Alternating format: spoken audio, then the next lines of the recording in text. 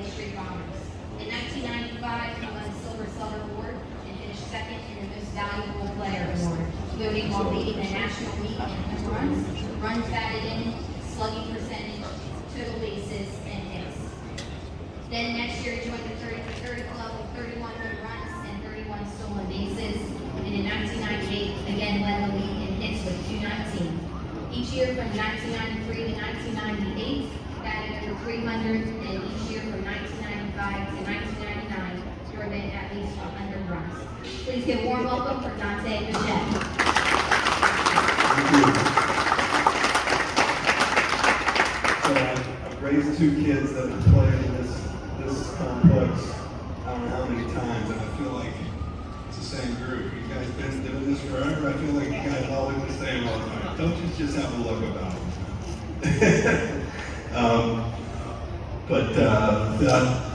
Thanks for the welcome. I didn't know I did all those things. Now I'm just dad, and I'm just as nervous as some of you guys watching my kid play ball. And before we get started, I asked myself one night how I could help you guys out in helping your kids a little bit. And you all know I have a son in the game, and last night he was 0 for 4 going into the ninth inning, down 2, and came up with a bases loaded. And I always, you always hear baseball is the toughest sport. Man, you picked a tough one. Baseball is a tough sport. It's not a talent sport. Yes, talent helps, but this is a grind and a technical, and you have to develop your skill sport mentally and physically. And they always say, you're successful 3 out of 10 times, and you're a great hitter, right? And that's a lot of failure, right? And it's like if you were 3 out of 10 times shooting a basketball or throwing a pass, you'd be looking for a new job. But hitting, you're a great hitter. But if you really break it down a little bit more than that, and this is how his at-bat went last night. I'm dad. I'm like, he's 0 for 4.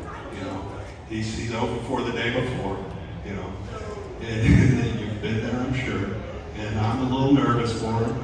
Right off the bat, he gets 2 strikes on him. And then he fouls off 8 pitches. And then he bloops a single down the right field line to tie it up. And then, of course, Vladimir Guerrero Jr. wins the game like he's been doing, right? But I thought to myself, 3 out of 10, huh? So here's a kid who fouled off 8 pitches and then got a hit. That's 1 successful swing out of 8 swings in that one at-bat. That's 7 failed swings, and then 1 successful just in that one at-bat. So if you think it's 3 out of 10, you don't really understand this game. It's more like 10 to 15% success in this game to be successful offensively. It is tough. You gotta be so tough here. Here is where you gotta be tough.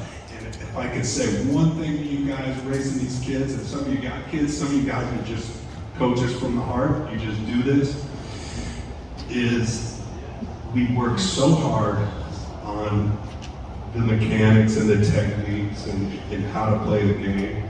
And you hear it on MLB tonight, all the percentages and all this and that, but we just forget on developing this. And when I watch my kids play, I'm like, the things I regret not teaching more were this part of the game, on how to handle that failure and success and how to grind through.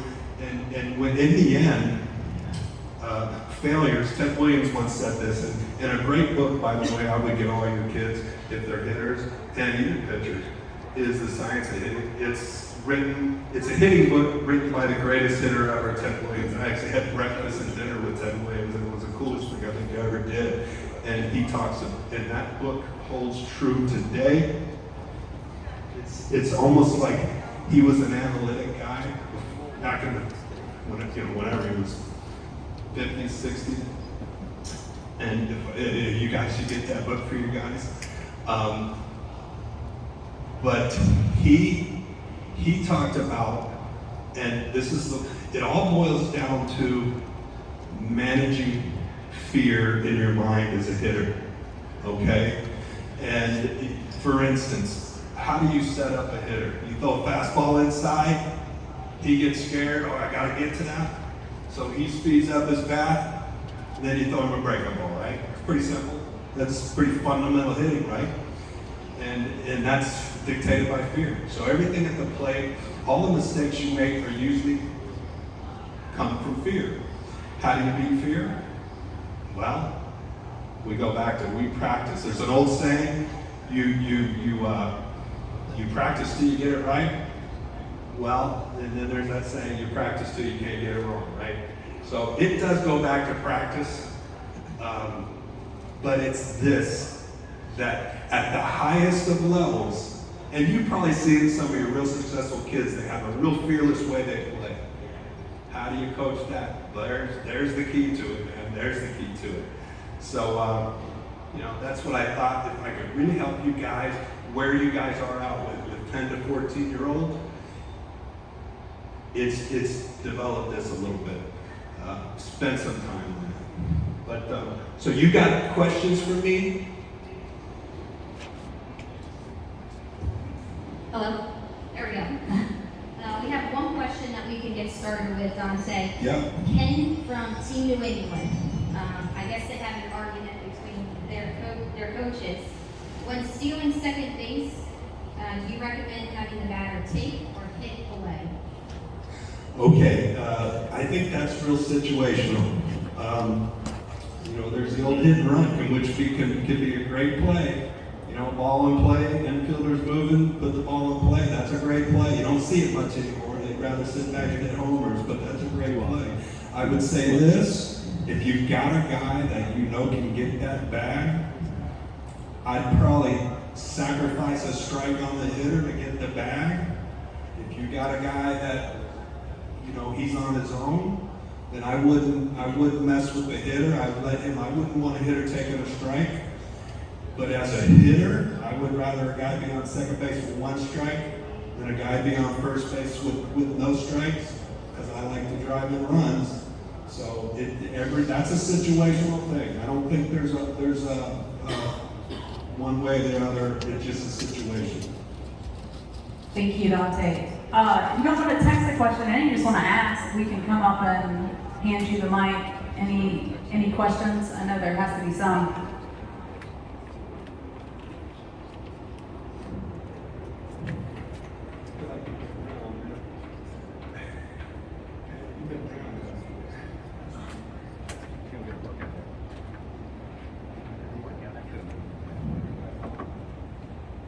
Real quick question. In our community, we have a real debate about multi-sport athletes and only doing baseball. So I'm just wondering what your approach is on it, what your thought is. You like to leave more sports that kids can play, the better. Yeah. That's a tough one, man, because honestly, you see a lot of guys just specifically playing one sport becoming really good at it nowadays. I think you got to take some time away from baseball and do something else. My boys, I tried to make my boys tennis players. The reason I tried to make them tennis players is because they write their own lineup. There's no politics in tennis. You're the only guy on the team, and the coach can't set you or move you down in the lineup. And I said, you know what? It's a great sport. Plus, I get to hang out at country clubs, instead of the hot, these complexes. But to me, I would probably go, I would play a lot of things. And still, I get Bo out in the off season, and we do a lot of cross training with tennis. So I would pick an individual sport, maybe a team sport, something like that. I mean, everybody's different, but I think you gotta develop the athlete and the mind, and then you gotta work really hard on hitting. Like, you can't take a lot of time off hitting, if you're a hitter. Pitcher can throw a bullpen once in a while and develop an arm, but a hitter, that takes years to develop a real good hitter. So baseball's different. Any other questions? Come on, guys. Don't be shy. Here, I'm going to go here first one. Russell here. I know Bo obviously gets most of the credit, but I watched your older son play for the Rockers. Is he still in affiliated ball, or is he in independent ball now?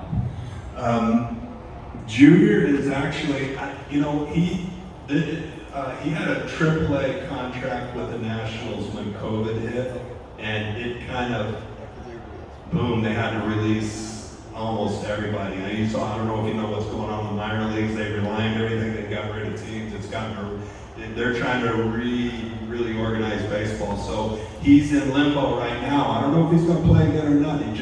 He writes music, he does those things, he just dropped his first album. So he's always had that kind of artistic way about it. Baseball was just something he was good at, and I kind of was hoping he'd play baseball, but I think he moved to California. I don't see him a whole lot anymore, but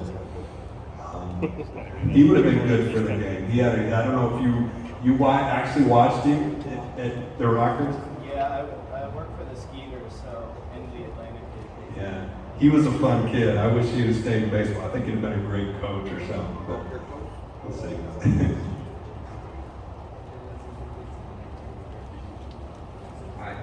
We're a middle D2 team, travel. Half my guys eventually need to play for Red Ball as well. How do you feel about that? I don't like it personally.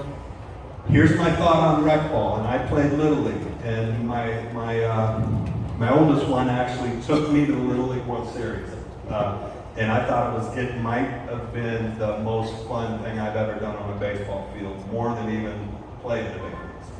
He took me there. He was one of those big pitchers at 12. He never pitched after that again. But I would say this: when you play rec ball, it's a great opportunity for the kid to learn how to be a leader, because rec ball is not near the same level, right?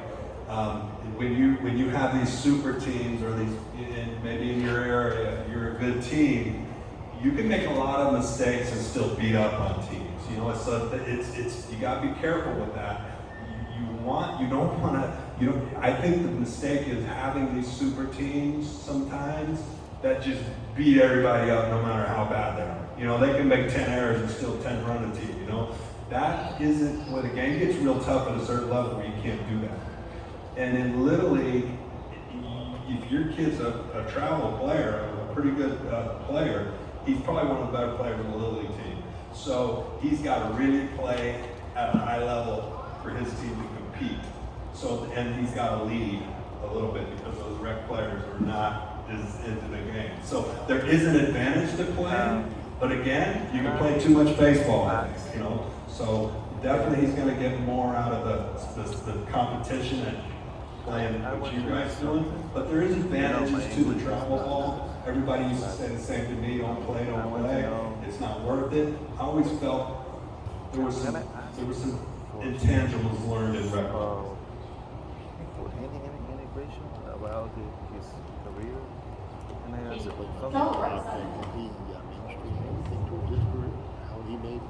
One big thing now in sports, especially, is reclassification for school ball. We're giving a grade to and I want to know his experience going to to school. So play. what are your thoughts on that? It can backfire on you. It can be the greatest thing that you did. I've seen a player that if he would have stayed in his class, he would have been a top 10 pick. He was every bit 95, 96 miles an hour coming out. And his dad said, you know what, if I leave him in a year longer, he was young for his age, then he'll be that much better. Well, he hurt his arm, and he lost control, and he had to go to college, and he ended up a 7th rounder. And that's not a bad thing. You're gambling with that one. Now, if your kid is just a serious late bloomer, that might help you. Okay, it depends what your end up goal is. If your end up goal is to play professional baseball, I'd be real careful reclassifying, because scouts are really good at what they do. I scout, actually. I can project a kid, all right, he's going to fill out, get bigger and stronger, those actions work. That arm is easy, 86, 87, it's going to blow up. I know what that's going to be in a couple of years. as opposed to a kid that's maxed out, he's already got a beard, he's full grown, that's what he's got, maybe it's good enough or not. They do a real good job. So I'd be careful reclassifying. It works in some cases. In other cases, it can backfire on you. But scouts love, this is a big one, and I don't think you realize how big this one is. If you're talking about pro ball, scouts love the younger players. Those guys, 1 year in a development, even at 23, 24, 25, 1 year of development is huge in baseball, huge. Like I said, hitters take so long to develop that in 1 year, a guy's a different player.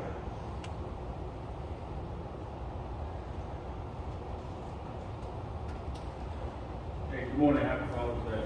Thank you.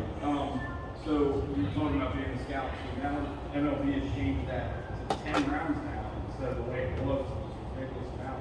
What kind of impact do you think that has? Because the way I see it is that it kind of affects high school kids more than it does it affects the college kids too.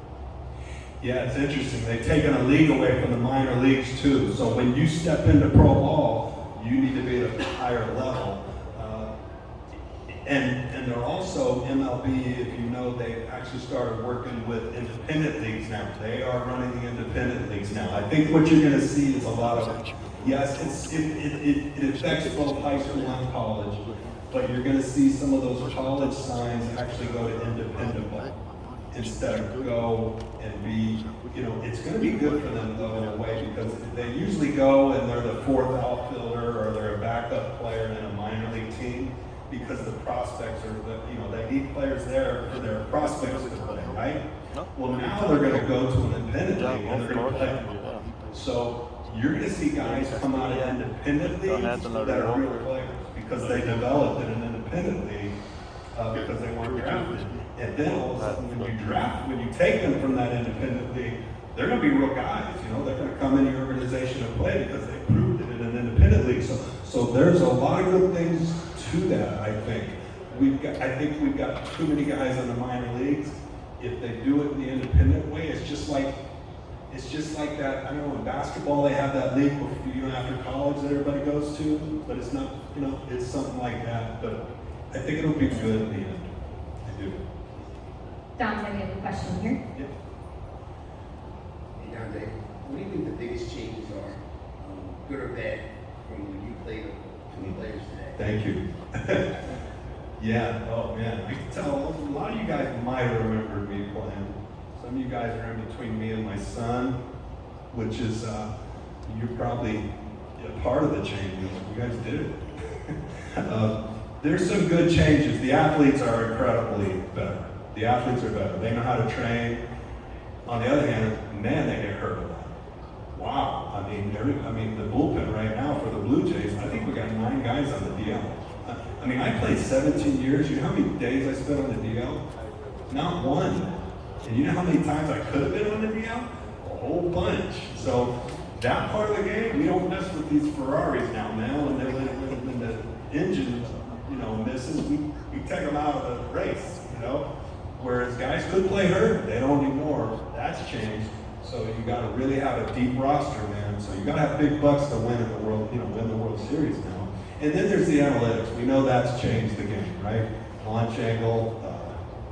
The biggest thing that's ruined the game that it's coming back.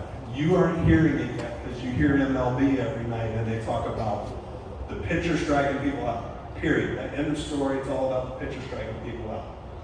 And then you hear about the hitters on base percentage and OPS, right? You hear about those things. And that's all they talk about. Well, in the industry, it's changing. And they're realizing that there's too many strikeouts. You hear that a little bit, but it's a big deal in the industry right now. The number one thing that predicts regular season stat, that predicts postseason success, is putting the ball in play. If you get to the playoffs and you're a team like the Astros or the Red Sox when they won, or the Kansas City Royals a few years ago when they won, they were the lowest strikeouts in the league. Now what that does is it doesn't make sense during the regular season because you might not have the pitching staff to get to the playoffs, even if you put the ball in play. But once you get into the postseason and you can put the ball in play, that means you can beat postseason pitching. And analytics are all built around the average. On average, a guy does this. On average, a guy does that. That means it's versus the average. But when you get into postseason, those guys are on average. You watch the postseason games, and it'll be, oh, this guy was fifth in the league in Cy Young voting. This guy's facing this, won the Cy Young. You know what I'm saying? So to beat those guys, you got to be able to put the ball in play because you're not taking them deep for slugging percentage, and you're not walking because they don't walk people for on base percentage. That's OPS. What you got to do is hit for average. Put the ball in play. That's coming back. You're going to see that come back because analytics is still evolving, and we're going to get baseball the way it was. It's closer to the way it was. We'll never get rid of analytics, but it's coming back. Does that make sense? Yes, sir.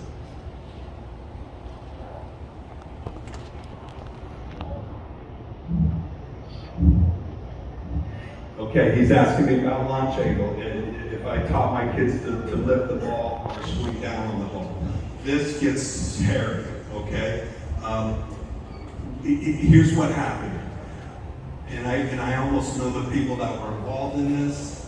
I know the people that changed this, and I saw how it happened. And we were always a down on the ball game, okay? And that allowed you to handle that high fastball. And then we found out that the barrel actually dumps backwards, okay?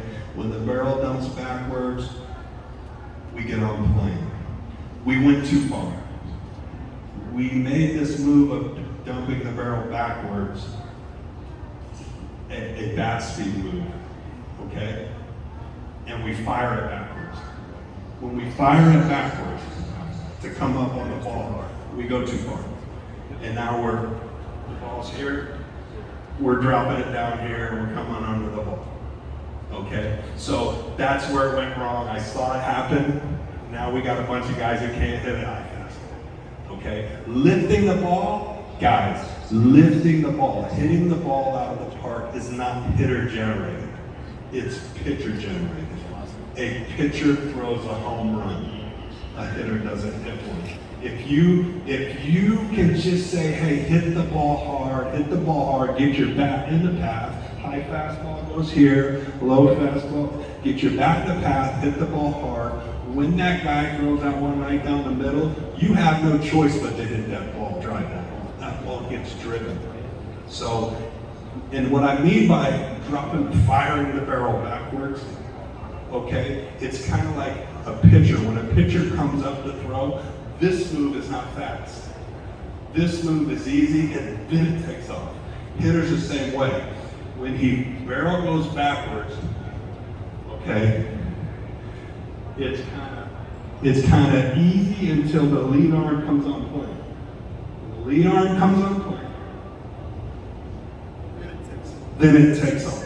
So this move is not fast. This move is kind of a walking into a sprint. Okay? It's a good move. We've learned that. It's not directly to the ball, but it's a walking into a bat speed, kind of like a picture into them. So I saw where this went wrong. I raised kids in it. I fell into it.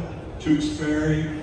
There's all kind of guys I know, and it's coming back. We're getting back on path. Down. The ball is always lower than the hand, so it is a down through finish high thing. It's not a drop the barrel, swing up thing. Does that make sense? In a short. Yeah, I knew that one was coming up. Well, I got issues with that one too. Do you have any other questions? Dante, I know sometimes we have, just at our other locations, answer maybe just a couple of personal questions as far as who was your favorite teammate that you played with, or do you have like anything, memorable that you would like to share about someone that you played with? Yes, okay. My favorite guy to watch was the guy who I hit third, and the guy who hit first was a guy named Eric Young. You guys meet? Okay. Now, 2 reasons I liked Eric Young. The one thing I wasn't great at it, I could hit, I could throw, I could do, but I couldn't run that fast. So I really appreciated guys that could do things I couldn't dream of doing. And I love when he ran, he had a little hop to it. Every time he'd run a triple man, he'd start about every third stride, his head would go up, and I would just, man. And then I would look at him, I said, man, look at that dude making me some money, because I knew he's gonna be out there in baseball. So he was excited. But I would have to say my favorite player, the neatest guy I don't know about the neatest. Like I said, Ted Williams is my favorite player. I had a conversation with him. I can't even tell you out loud what that guy said. He's not G-rated. All right, he was awesome. He was like John Wayne. You know who John Wayne is? He was the real John Wayne. Anyway, you guys remember a guy named Dave Winfield? Okay, Dave, you love him? Dave Winfield was a modern day Aaron Judge. Way better hitter. I mean, this guy chased batting titles and hit 40 homers. So I'm the starting right fielder for the California Angels, a rookie, leading the team in a bunch of categories. And we trade for Dave Winfield, who's a right fielder. And the commentators, I remember driving away from the park. I was a rookie. I just it was my first month in the big leagues. I remember driving away from the park. The commentators were like, where's he going to play? Dante's leading the league and leading the team and everything. And why did they trade for him? He's not going to play for Dante. He's going to DH. Sure enough, the next day I'm on the bench. Dave Winfield's in right field. So I am frustrated, right? I'm like, really? So I'm in Dave Winfield's group that day, taking batting practice. And again, I've only been in the big leagues a month. This was my welcome to the big leagues moment, okay?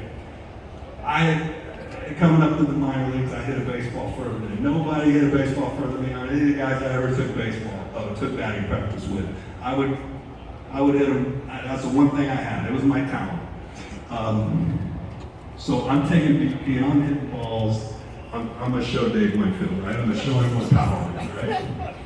I'm hitting balls where, that Bo Jackson hit one there. I hit one up there. I just ball after ball. I'm smashing them. Now I'm kind of looking at it like, yeah, you see what it's like, right, Dave?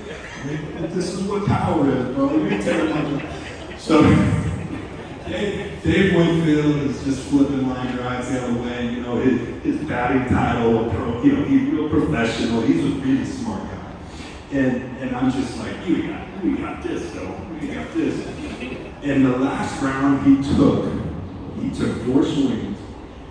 He hit 4 of the longest home runs I've seen in my life. On the line. He didn't hit the ball. He didn't launch anywhere, bro. These suckers were like that, about 480, about 120 miles. If he had lived today, he might not have won the batting title, but he'd have the home run title. I'll promise you that. And then he walks out of the cage and he looks at me and he goes, yeah, see, Rook, I can do that when I want to, too. And I looked at him, I said, yes, sir.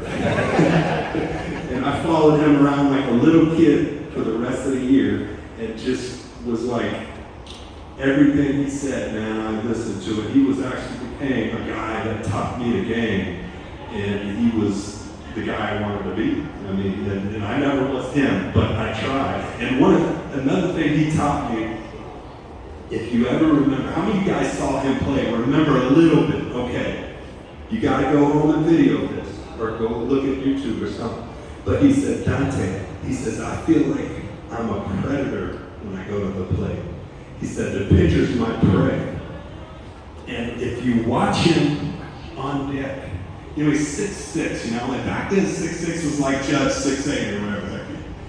He'd be like, Dante, I go to the plate as a predator, and if you watch him, he used to get down low and walk to the plate. Like he was sneaking up on him or something. And I'm like, dude, his mind is at a different level, man. And he taught me so much on how to just get this thing right, And that's what you learn at the big league level. And that's why, one thing, like I said, I wanted to help you guys. Pay attention to interviews from hitters that are hot and hitters that are great. Google them. When somebody says something that can really hit, Pay attention, man, because they're giving you some insight that you don't get in the minor leagues, you don't get anywhere. There's a different mindset when you become really successful, and pay attention to those guys. Awesome. I think that's all we have time for today. So we really appreciate everything, Dante.